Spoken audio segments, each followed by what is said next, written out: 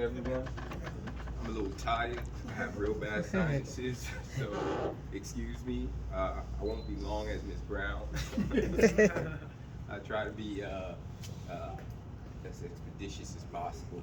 Um, in grad school, I developed the reading curriculum. I'm not a behaviorist like Brown introduced 3 forms of behaviorism: classical, operant conditioning, and cognitive development by Bandura.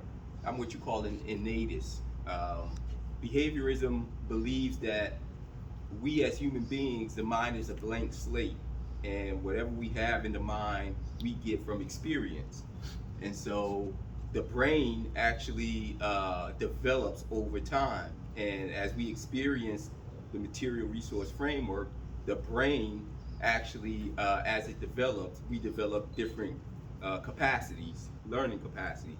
I'm not. I'm not from that school. I'm what you call an innatist. It's actually called transcendental idealism. I'm a philosopher and sociologist by training, as well as psychologist, social psychology. So what I believe is that we are innately born with the ability to do certain things. We learn a certain way. The brain is structured, for example, to learn or acquire language. Noam Chomsky is the founder of what we call structural linguistics. So the brain, there's certain parts of the brain that allows us to do certain things. So it's not that we learn from experience. No, the brain is pre-programmed for us to experience the world in a particular way. So for example, we experience things in time and space. Not all animals experience things in time and space, but we do. There are certain sounds we cannot hear because of the structure of our beings. I'm not going to bore you with technical terms, but one of them is called synthetic a priori. This is how the brain structures reality. So that's the school I was trained in. I'm a structural Marxist and structural linguistics by structural linguist by training. So in grad school, I was trying to understand why is it that people of African descent underachieve vis-a-vis whites as well as Asians, because we all technically have the same brain. So why is it every data shows that black children, especially black boys, underachieve at a far greater rate than their white or Asian counterparts? So I developed a theory called a mismatch of linguistic structure, a mismatch of linguistic social class function and structure. What that is we as African people, we did not evolve within this society. We came from our own societies in Africa, 3 areas of Africa: West Africa, Central Africa, and some eastern parts of Africa. So we came to America, and because of slavery and segregation, we developed our own linguistic structure. We call it Ebonics. Some people call it Black English vernacular. But we developed our own linguistic structure as a result of slavery and segregation. And as a result, we experienced the world through that linguistic structure. However, when we become, or when we are socialized in school, we're forced to learn standard English. Now, many people say Black English vernacular is a slang. No, it's what we call in linguistics a Creole, meaning it's different from standard English. Its structure, its grammatical structure is different from standard English. Its phonetic structure is different. Its lexicon is just word choice, is different from standard English, I argue. And as a result, there is what I call a mismatch of language when young blacks enter school. They're having problems comprehending test elements when they have to take standardized tests, because you're socialized in a particular. I'm Haitian.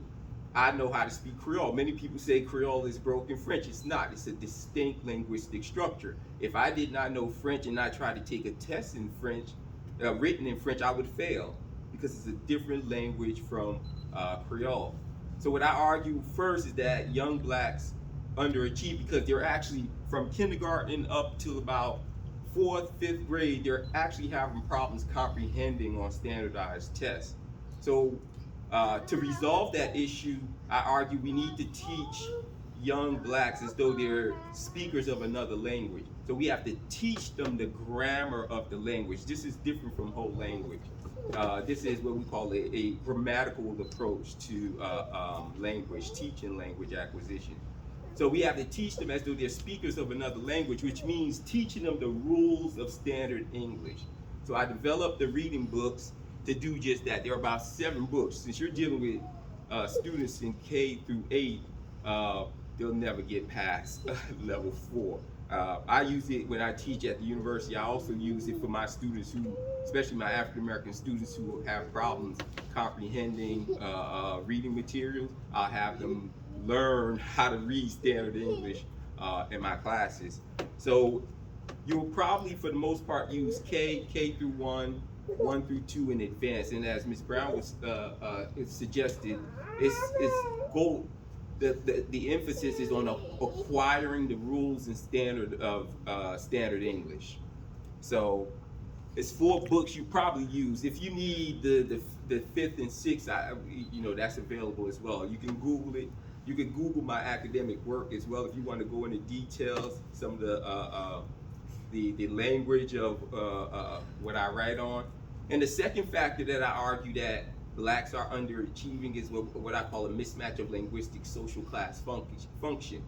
In American society, since we arrived, people of African descent arrived in American society, we were our everyday experiences were dictated by what Karl Marx calls the mode of production.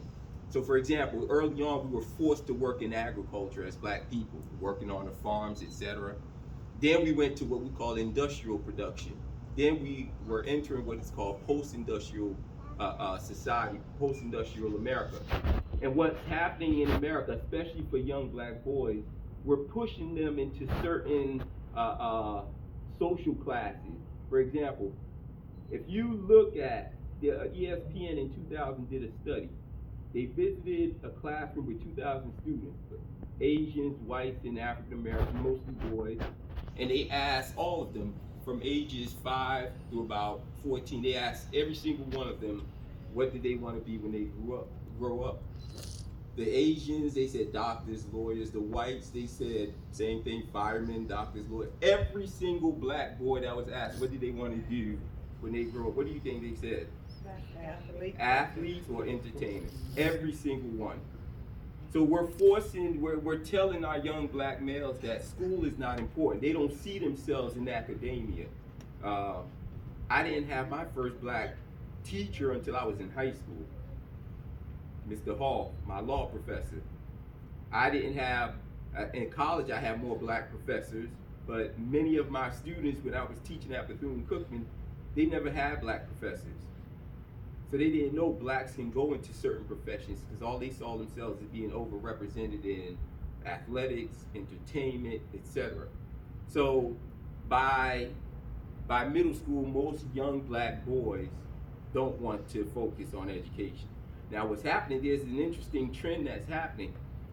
Black women earn more advanced degrees than any other group in American society, even whites.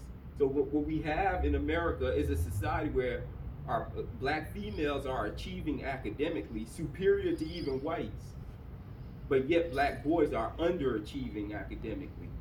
So part of the book, and I make sure in the examples in the curriculum that there's emphasis on black doctors, being a doctor, being a lawyer, etc. So that's the emphasis. Teaching grammar so that they are articulate and understand standard English, and also this mismatch of linguistic social class function.